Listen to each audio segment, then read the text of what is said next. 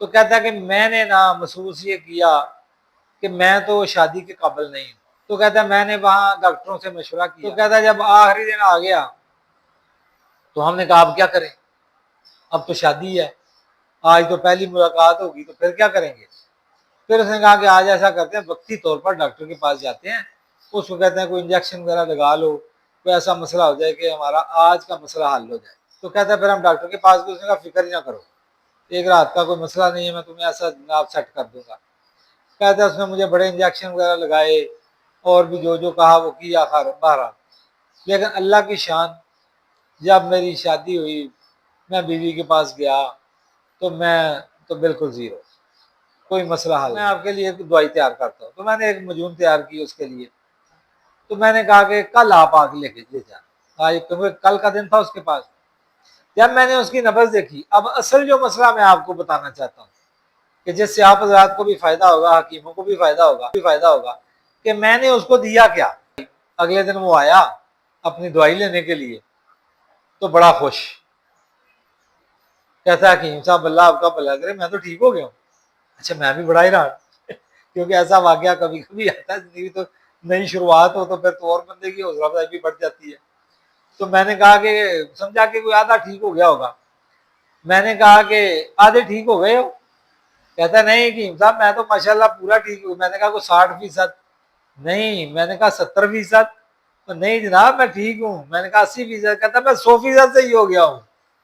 کہتا ہے اللہ کی شان، آج پہلی دفعہ میں اپنے گھر والوں کے پاس گیا، اللہ نے فضل فرمایا کہ میں تو ٹھیک ہو گیا ہوں۔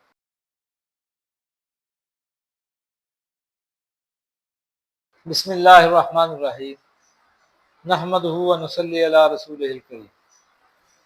اچھا جی محترم بھائیو، ساتھیو، عزیزو، آپ کی محبتوں کا شکریہ۔ ماشاءاللہ اچھے لفظوں میں ساتھی یاد کرتے ہیں۔ اللہ آپ حضرات کو بھی جزائے خیر عطا فرمائے، صحت تندرستی عطا فرمائے، اور ہمیں بھی اللہ تعالیٰ اخلاص عطا فرمائے اور انسانیت کا کوئی بھلا کرنے کی توفیق دے، کیونکہ اس کی توفیق کے بغیر تو بندہ کچھ کر ہی نہیں سکتا۔ تو اس کے لیے بھی کافی ساتھیوں کے بہت ساری باتیں پوچھنے والی تھی، انہوں نے پوچھی ہوئی تھی، تو آج میں نے کہا کہ اس کا موقع نکال کے، ویسے بھی پچھلے جمعے وعدہ کیا تھا کہ انشاءاللہ 7-8 دن کے بعد ہم بتائیں گے۔ تو اس میں کچھ ساتھیوں کے اہم سوالات تھے۔ ایک تو یہ تھا، انہوں نے کہا کہ فالج کے لیے کوئی چیز بتا دیں اچھی سی۔ تو فالج کے لیے یہ ایک ساتھی نے بھی بتایا تھا، یہ بڑا اچھا نسخہ ہے، ویسے آسان بھی ہے۔ آپ نے کچلا مدبر لے لینا ہے اور سہاگا بریاں، فلفل دراز، سنڈ، فلفل سیاہ اور نشادر ٹھیکری اور دار چینی، تو یہ برابر وزن لے لیں۔ برابر وزن لے کے اس کی آپ نے کالی مرچ سے تھوڑی بڑی، یہ آپ منقے کے ساتھ گولیاں بنا لیں، منقے کے بیج نکال کے کوٹ کر برابر وزن سب کو لے کر تو اس میں گولیاں بنا لیں۔ ایک گولی صبح و شام نیم گرم دودھ یا چائے کے ساتھ دو تو انشاءاللہ بہت اچھا فائدہ کرے گی، اللہ تعالیٰ صحت تندرستی دے۔ اچھا ایک ساتھی نے پوچھا کہ آپ نے کون سا ایسا مریض دیکھا کہ جو آپ کو حیران کر گیا، یا جس کا علاج میں آپ کو بہت زیادہ عجیب بات لگی ہو کہ آپ بھولے نہیں اس کو؟ ہاں تو اس میں مجھے ایک، چلو آپ کی برکت سے ایک واقعہ یاد آ گیا۔ حکمت کا بھی میرا ابھی نیا نیا زمانہ ہی تھا، یہ غالباً کوئی سن، اللہ آپ کا بھلا کرے، کوئی شاید کوئی 95 کی بات ہوگی زیادہ زیادہ، یا اس سے پہلے کی 1-2 سال۔ بہرحال میرا ایک دوست تھا، کیونکہ شوقیہ طور پر میں دوائیاں بناتا تھا اور رکھتا تھا، تو وہ میرے سے دوائی لے کے گیا تو اللہ تعالیٰ نے اس کو شفا دی۔ تو پھر یہ بندے کو وہ لے کے آیا۔ اب جب یہ بندے کو لے کے آیا نا، تو اس نے اپنی سٹوری بڑی عجیب سنائی مجھے۔ یہ کویت میں رہتا تھا اور انجینئر تھا۔ اس وقت نیا نیا دور آیا تھا، یہ ریموٹ کنٹرول سارا سسٹم پورے گھر کو کرنا، تو وہ بھی اس کا وہ انجینئر تھا۔ تو کہتا ہے اللہ کی شان، جب میں وہاں گیا رہا کچھ عرصہ، کوئی پانی کا اثر ہوتا ہے، کوئی موسم کا اثر، کوئی وہاں کی خوراک کا اثر، کچھ ویسے کمزوری آ گئی، کوئی اور کئی مسائل بندے کے، بچوں سے کوئی غلطیاں بھی ہو جاتی ہیں۔ تو کہتا ہے کہ میں نے نا محسوس یہ کیا کہ میں تو شادی کے قابل نہیں ہوں۔ تو اس کے لیے میں اپنا علاج ابھی سے کرا لوں یہاں، تاکہ پاکستان جاؤں تو کوئی شرمندگی نہ ہو۔ تو کہتا ہے میں نے وہاں ڈاکٹروں سے مشورہ کیا تو انگریزی علاج شروع کر دیا، تو کافی علاج معالجہ کرایا لیکن مجھے کوئی افاقہ نہ ہوا۔ کہتا ہے میری پریشانی بہت بڑھ گئی کہ لوگوں نے مجھے بتایا کہ آپ نہ کسی حکیم کے پاس جاؤ، کیونکہ ان چیزوں کا علاج حکیموں کے پاس ہوتا ہے، ڈاکٹروں کے پاس نہیں ہے۔ تو کہتا ہے میں نے وہاں تلاش کیا تو حکیم وہاں زیادہ تھے بھی نہیں، ایک دو حکیم تھے کوئی ملے مجھے خفیہ، تو ان سے میں نے علاج کرایا، پیسے بھی بڑے لگے لیکن مجھے کوئی فائدہ نہ ہوا۔ کہتا پھر مجھے کسی نے مشورہ دیا کہ آپ ایسا کرو کہ پاکستان جا کے اس کا علاج کراؤ، کیونکہ پاکستان میں بڑے اچھے سے اچھے طبیب ہیں، اچھے اچھے حکیم ہیں اور چیزیں بھی ساری مل جاتی ہیں، تو آپ وہاں جا کے علاج کراؤ۔ تو کہتا میں پاکستان آ گیا۔ اب پاکستان جب آیا تو میں نے حکیموں کے پاس جب جاؤں تو جیسا کہ ان کو بھی یہ پتا چلے کہ بھائی یہ باہر ملک سے آیا ہے اور شادی بھی اس کی ہونی ہے، تو پھر پیسے بھی ظاہر ہے انہوں نے خوب لیے مجھ سے۔ تو مختصر یہ ہے کہ کہتا ہے کہ میں تو پیسے جتنے کمائے تھے سمجھو حکیموں کو تو دے گئی، وہ فارغ ہو گیا۔ اتنے میں شادی مہینہ ہو گیا، 1.5 مہینہ علاج کرتے کراتے، کبھی کسی سے کھا کبھی کسی سے کھا، کوئی فائدہ نہ ہوا۔ پھر وہ میرا دوست تھا تو اس نے کہا کہ حکیموں کو چھوڑو یار، جو کمپنیاں اچھی اچھی دوائیاں بناتی ہیں، بڑی بڑی اچھی کمپنیاں ہیں، تو ہم کمپنیوں کی دیسی دوائیاں لے کے کھاتے ہیں خود سے، میڈیکل اسٹور والوں کو پتا ہوتا ہے کون سی دوائی اچھی ہے قیمتی ہے۔ تو کہتا پھر ہم نے کمپنیوں کی بڑی بڑی اچھی اور قیمتی دوائیاں لے کے کھانا شروع کی۔ ان کو کہتا ہے جو اچھی مجون ہے، کوئی اچھا کشتہ ہے، سونے کا کشتہ ہو، کوئی کشتہ ہو، وہ ساری چیزیں کہتا لے کے کھائیں۔ اب اللہ کی شان، جوں جوں دوائیاں کھاتے گئے اور بیمار ہوتے گئے، تو وہ مثال بن گئی کہ جوں جوں دعا کی توں بیماری بڑھتی گئی۔ تو کہتا ہے پھر نا اللہ کی شان، یہ کام کرتے کرتے میری شادی کا آخری دن آ گیا اور 2 مہینے کی چھٹی بھی ختم ہو گئی، تھوڑے دن باقی تھے۔ تو کہتا ہے جب آخری دن آ گیا تو ہم نے کہا اب کیا کریں، اب تو شادی ہے، آج تو پہلی ملاقات ہوگی تو پھر کیا کریں گے۔ پھر اس نے کہا کہ آج ایسا کرتے ہیں وقتی طور پر ڈاکٹر کے پاس جاتے ہیں، اس کو کہتے ہیں کوئی انجیکشن وغیرہ لگا لو، کوئی ایسا مسئلہ ہو جائے کہ ہمارا آج کا مسئلہ حل ہو جائے۔ تو کہتا ہے پھر ہم ڈاکٹر کے پاس گئے، اس نے کہا فکر ہی نہ کرو، ایک رات کا کوئی مسئلہ نہیں ہے، میں تمہیں ایسا جناب سیٹ کر دوں گا۔ کہتا ہے اس نے مجھے بڑے انجیکشن وغیرہ لگائے اور بھی جو جو کہا وہ کیا، بہرحال لیکن اللہ کی شان، جب میری شادی ہوئی میں بیوی کے پاس گیا تو میں تو بالکل زیرو، کوئی مسئلہ حل نہ ہوا، تو بڑی شرمندگی ہوئی۔ کہتا ہے اس کے بعد پھر مایوس ہو گیا، سارے علاج بھی کرا کے میں نے کہا کہ اب تو میرا علاج نہیں ہو سکتا۔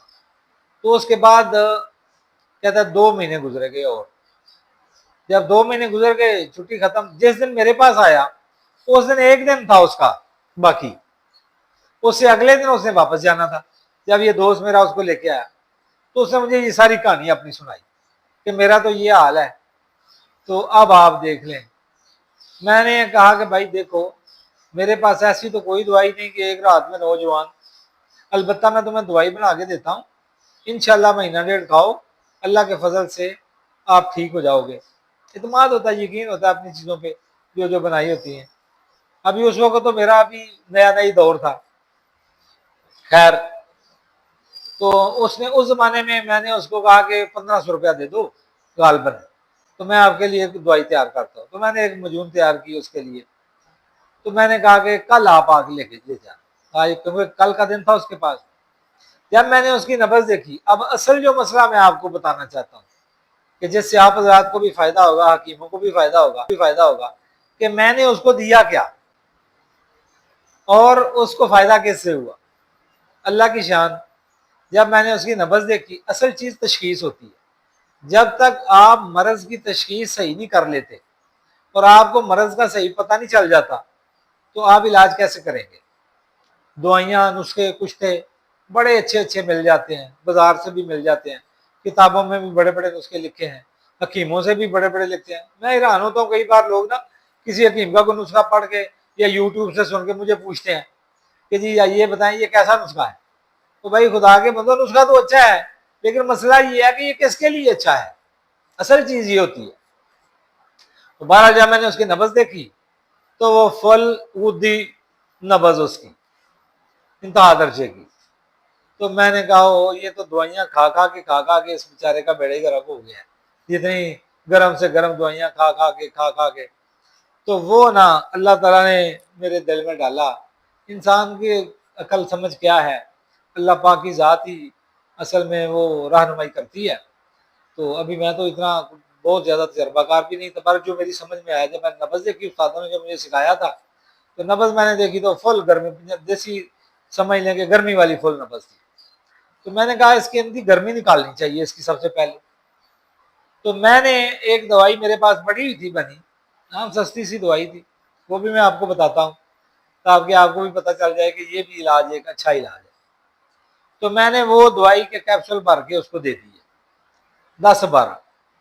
میں نے کہا لو بھائی آپ کی دوائی تو کل بن جائے گی انشاءاللہ، یہ آپ لے جاؤ اور ابھی سے آپ نے ایک گھنٹے کے بعد ایک کیپسول کھانا شروع کر دیں، اور جب آپ کو خوب موشن لگ جائے تو اس کے بعد آپ نے پھر یہ دوائی بند کر دینی ہے، اور اس میں سے آپ نے ایک یعنی چاول دوائی لے کے کھانی ہے، 2-3 خوراکیں بس۔ لو جی اللہ کی شان، وہ بندے کو میں نے دے دی دوائی، اگلے دن وہ آیا اپنی دوائی لینے کے لیے تو بڑا خوش، کہتا ہے حکیم صاحب اللہ آپ کا بھلا کرے میں تو ٹھیک ہو گیا ہوں۔ اچھا میں بھی بڑا ہی رہا کیونکہ ایسا واقعہ کبھی کبھی آتا ہے زندگی، تو نئی شروعات ہو تو پھر تو اور بندے کی حوصلہ افزائی بھی بڑھ جاتی ہے۔ تو میں نے کہا کہ سمجھا کہ کوئی آدھا ٹھیک ہو گیا ہوگا، میں نے کہا کہ آدھے ٹھیک ہو گئے ہو؟ کہتا نہیں حکیم صاحب میں تو ماشاءاللہ پورا ٹھیک ہوں۔ میں نے کہا کوئی 60%؟ نہیں۔ میں نے کہا 70%؟ نہیں جناب میں ٹھیک ہوں۔ میں نے کہا 80%؟ کہتا میں 100% سے ہی ہو گیا ہوں۔ کہتا ہے اللہ کی شان آج پہلی دفعہ میں اپنے گھر والوں کے پاس گیا، اللہ نے فضل فرمایا کہ میں تو ٹھیک ہو گیا ہوں۔ تو میں نے کہا چلو بھائی اللہ نے کیا آپ کو اللہ کا شکر ادا کرو۔ پھر خیر وہ دوائی میں نے کہا یہ بھی لے جاؤ، یہ آپ کو فائدہ دے گی انشاءاللہ جو بن گئی ہے۔ تو وہ ساتھ لے گیا، پھر اس نے اپنی بیوی کو ادھر ہی منگا لیا باہر ہی، پھر اللہ نے ان کو بیٹا بھی دیا۔ پھر میں ایک دفعہ کویت میں گیا تھا، وہاں کافی حکمت چل گئی الحمدللہ میری، وہ مجھے سب سے پہلے وہاں ملا جب میں گیا، بڑا اس نے میرا استقبال کیا، مٹھائی شٹائی لے کے آیا، پیسے بھی اس نے مجھے کوئی گفٹ دیا، اللہ نے اس کو بیٹا دیا، صاحب اولاد بھی ہو گیا بڑا، تو بہت خوش تھا۔